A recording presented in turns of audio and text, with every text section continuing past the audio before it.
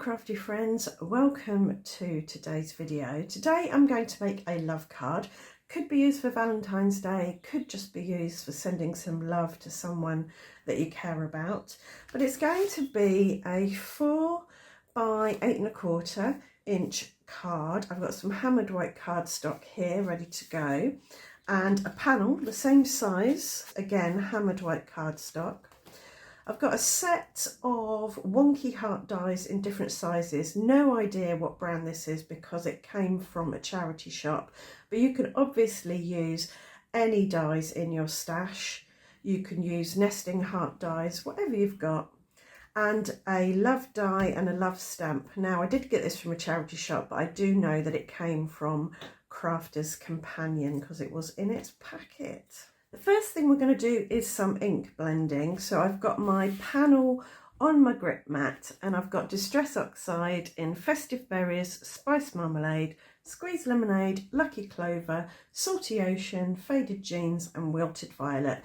These are lovely and bright and saturated colours, so they'll give a real vibrancy to the card. And I'm going to ink blend a rainbow onto my card here. I'm going to create an arc. Hang on, just trying to decide which colour blender to use. I'm going to use this one I use for the red, for the orange as well, and just take off some of that red.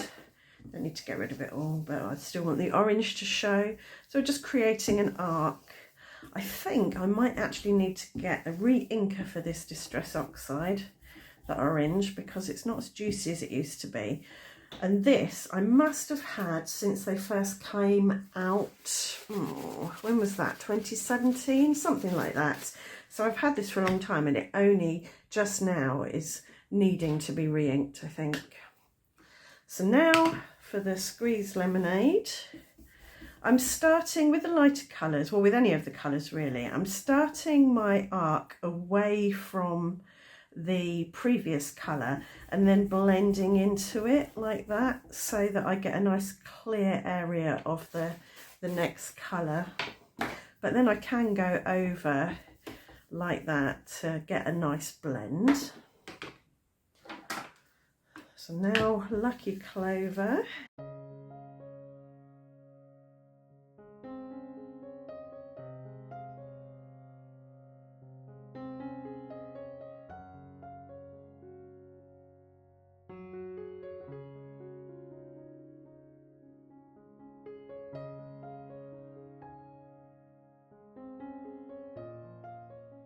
So to add a little bit of interest to this panel, I want to add some stenciling. And I'm going to go over with the original colours and sort of partially blend over into the next colour, so these little blobs stand out a bit.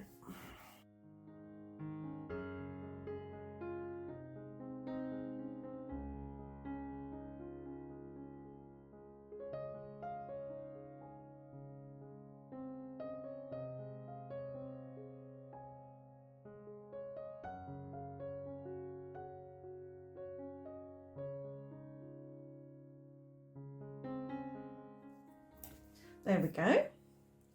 I'm going to keep that to one side because I can spritz that with water and use the colour. Same thing with my grip mat here.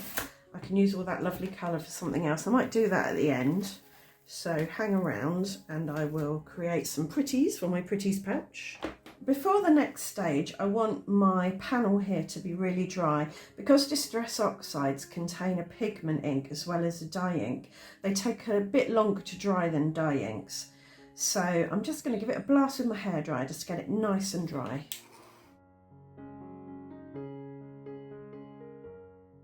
In a minute, I'm going to die cut from this panel, but before I do, I'm going to stick it to a double-sided sticky foam sheet.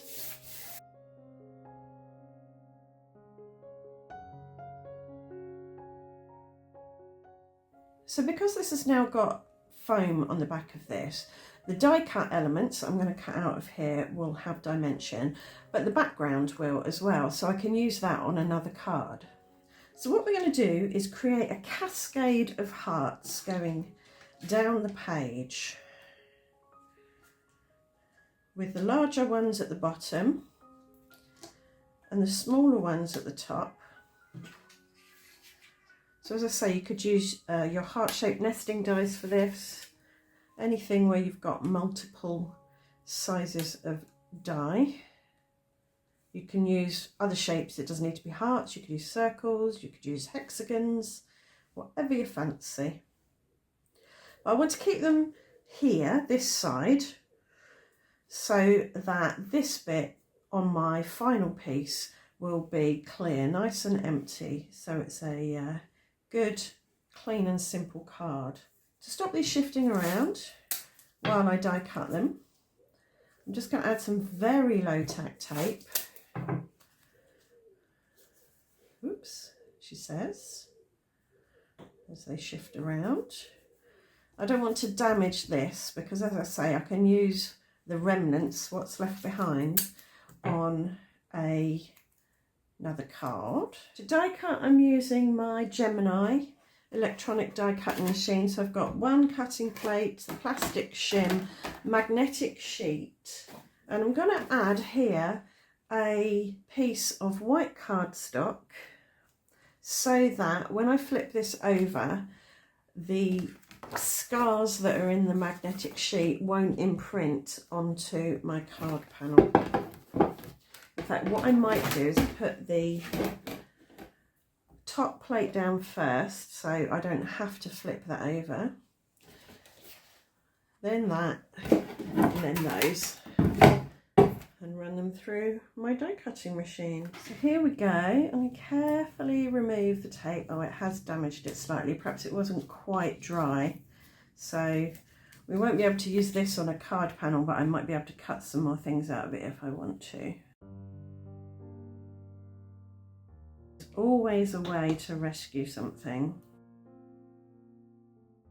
I might need to put a bit more colour on the hearts. I think when you run craft foam through your die cutting machine, obviously there's going to be a lot more pressure on the paper and the tape, so it may do things that you're not expecting. Yep, so I can patch those up a bit by just going over with a bit of ink that's still on the blending brush. So those are absolutely fine now. Got my card blank, and I'm just going to hold that over there because what I want is to use it to position my hearts that I've just cut out. Press them down against the card panel beneath. Obviously take the sticky off the back. They don't have to be perfectly positioned, but I do want them to kind of make sense with the rainbow as they come down.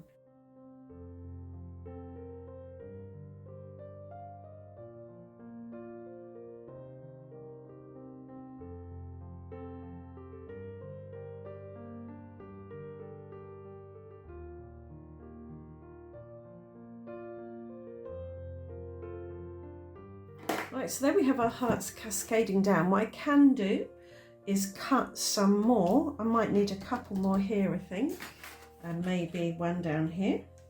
So I'll run that through my die cutting machine to get those 3 out. Okay, so those are ready. We'll just pop those on where it makes sense.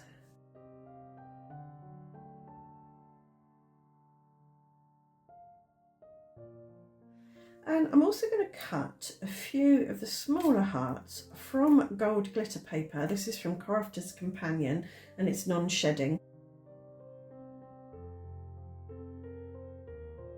I'm not going to pop these up on craft foam.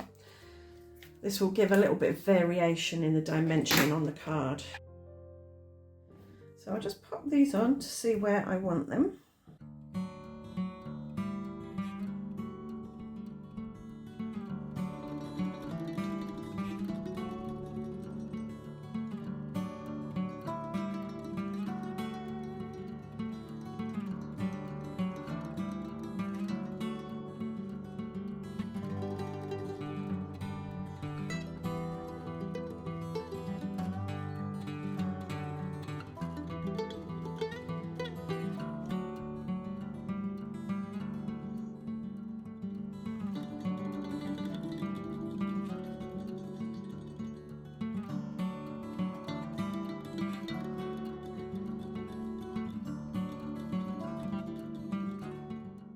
Okay, there we have our main panel. What we're going to do now is create our sentiment, which is going to sit like that.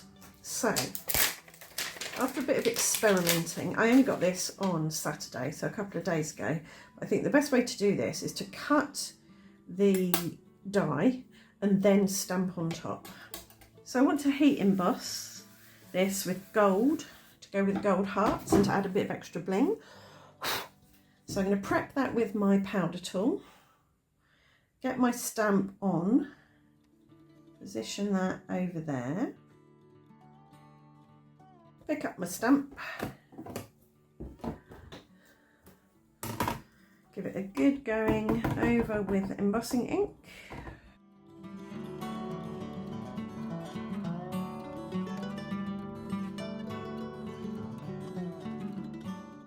I'm going to do that twice, just make sure it's got good ink coverage.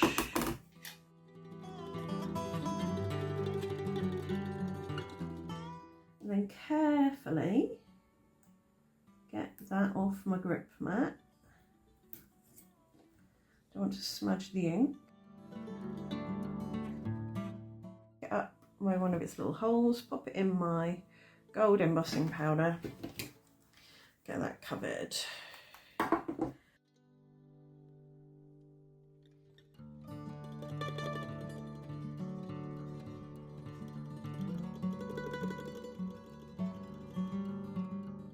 So to give this die cut a bit of stability and dimension, I've cut two more and stacked them one on top of the other. This is just smooth white cardstock.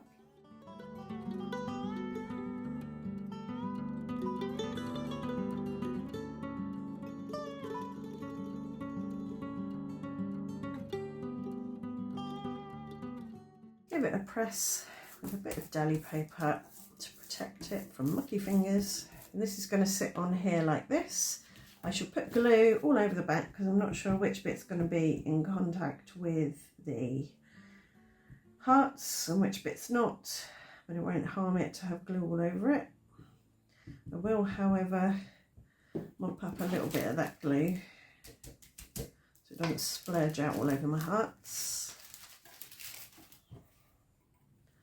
And get that on. I want that to be straight on there. Oops.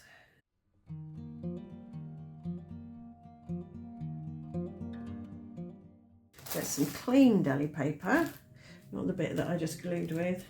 Press it down, and for a bit of extra bling in there, you can add a few Neuro drops or enamel dots or rhinestones or sequins, whatever you fancy. You can carry on that flow of pattern down the page. So that's that one done. I have made a couple of others. This one is cleaner and simpler. So I didn't put any gold hearts and I didn't add any Nouveau drops, and some of the coloured hearts I put flat onto the card and some I popped up on craft foam. I didn't use the craft sheets for this, I just used some foam dots, and that creates a nice sort of shadow underneath. And this is one I created with the panel that I cut these hearts from, and instead of a gold embossed sentiment I did it in black, which I think stands out quite nicely, and I used some gold glitter paper in the background to bring in that little bit of bling. So let's look at this stencil again. This is the one I used earlier in the video to add some visual texture to my hearts. It's got lots of lovely ink on it, which I don't want to waste, so I'm just going to give it a spritz with some water, and then I've got a card panel here made from mixed media paper, and I'm going to pop it on in the middle so it's going to pick up bits from all over the rainbow. I'm just going to use a bit of tissue to press it down. Doesn't matter if I get colour on the back of the panel. Lift it up, and there we go. We've got a really, it's kind of subtle. And there's still plenty on there, so I can do that again. We might go this way instead of the other way.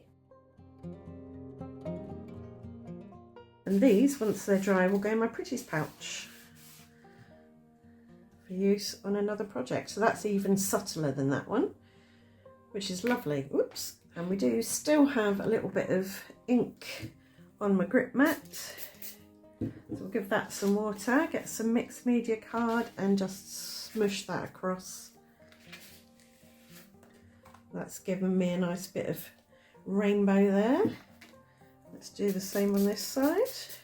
You can use those to create panels, backgrounds, die cuts. You can stamp on them, do whatever you like. There we go. You do tend to get a bit of mud when you do this. You can always mop that up if you don't want it. So now I've got 4 extra bits to use. Maybe we'll use those in another video within the next few weeks. So on Friday, I'll be back with another video. A lot of you have asked me to do cards for the men and boys in our lives. So I'm going to share with you my process for producing so-called masculine or male cards. So I hope you'll join me for that. Thanks for watching today, and I'll see you back here very soon. Bye for now.